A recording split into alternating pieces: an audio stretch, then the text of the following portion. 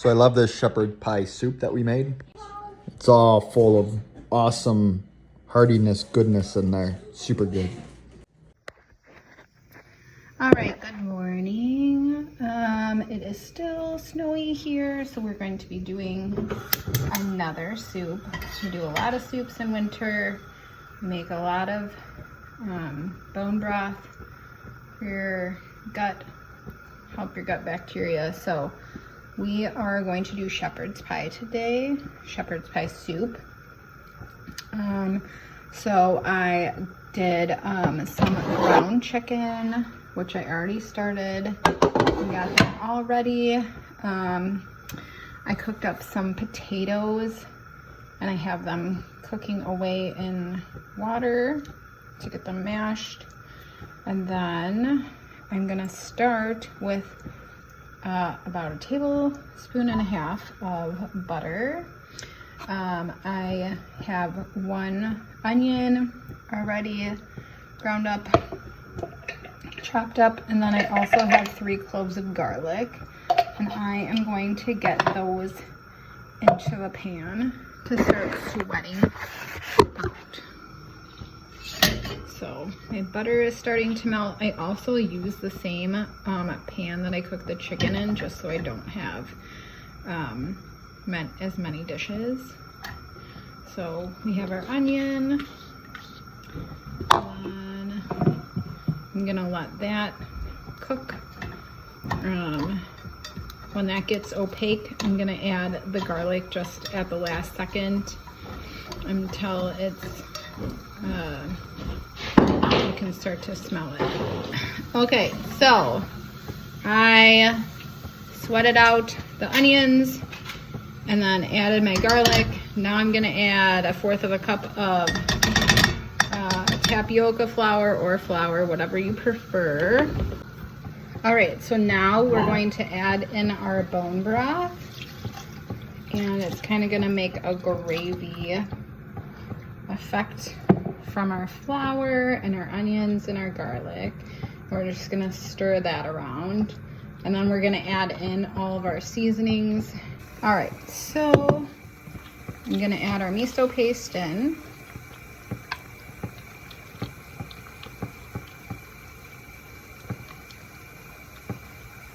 About all we have left. That'll give it a nice flavor bomb. Salty. Also great for your gut bacteria, fermented food. Okay, we'll add that. The Italian seasoning, 2 teaspoons. I have my handy measuring spoon. Tells you all different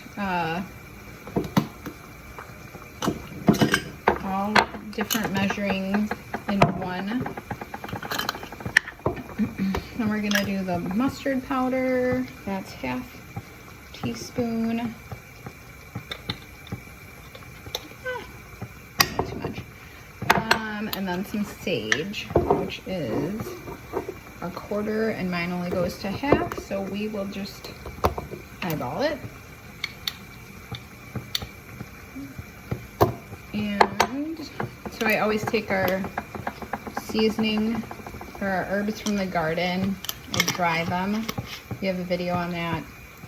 And then I just grind them up in a food processor or a chopper, and then we use them all winter long. We have a lot of stuff that grows in our hoop house during the winter still, so we have herbs on hand quite often. So we will get that. Some more bone broth, and then I'm gonna get that into the pot with the ground chicken. And while we are waiting for the potatoes to cook, I'm just gonna pour the rest of the stuff in the pot. And then I'll pour the potatoes in last.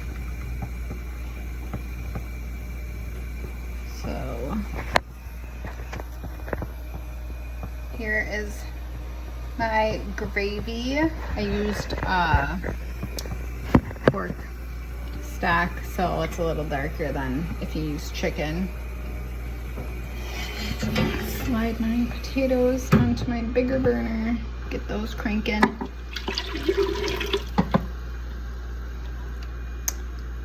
And then I'm gonna pour our vegetables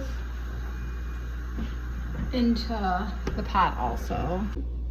All right, so our potatoes are ready, and I'm going to drain them and then put butter and yogurt and then some milk.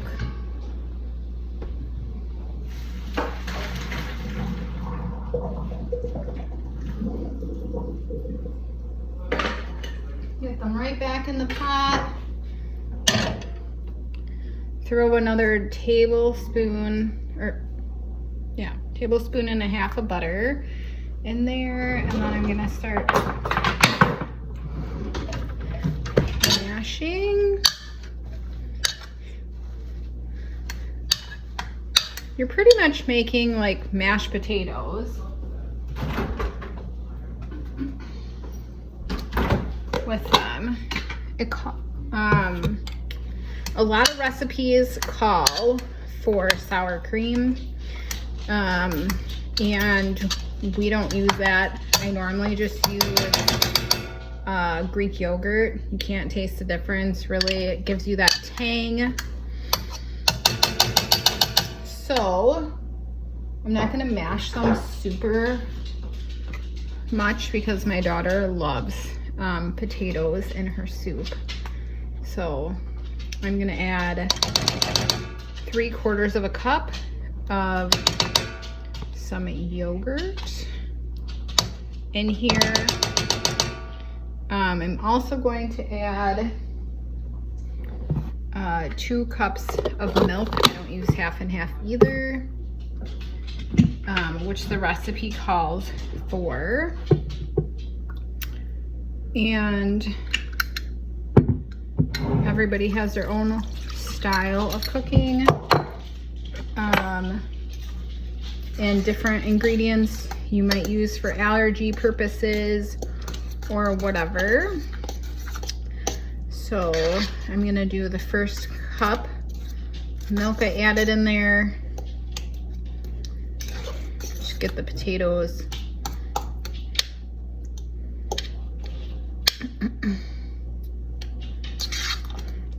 nice and incorporated, and then I'm gonna pour that.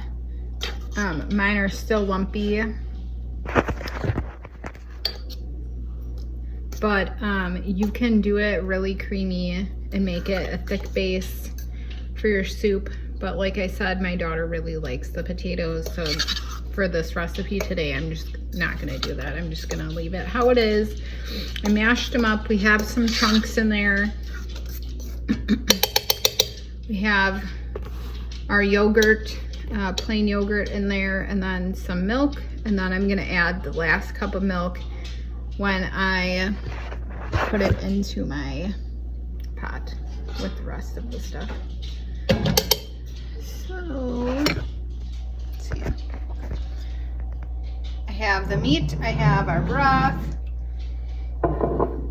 and then I added the vegetables. I'm just gonna add the potatoes and then stir that all up.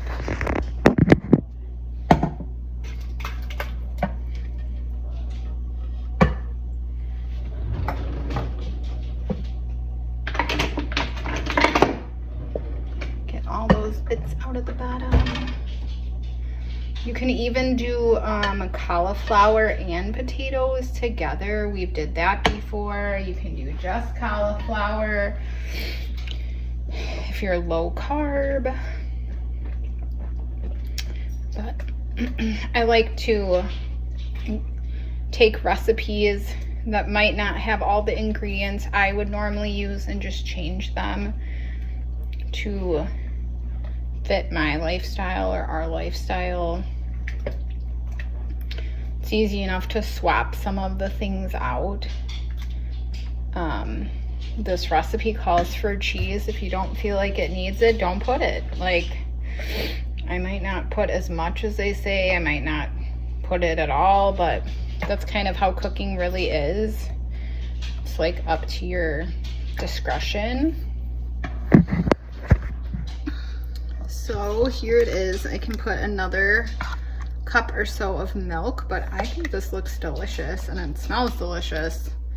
So, I mean, it could really be thinned out some more if you want it that way, or it can just stay the way it is. So, that is what is for dinner in my house tonight. And I hope you enjoy if you make it. Let us know. See how it tastes. We always love feedback. A lot of the stuff, of course, can be from your garden. The carrots, the peas, the herbs of any kind, potatoes.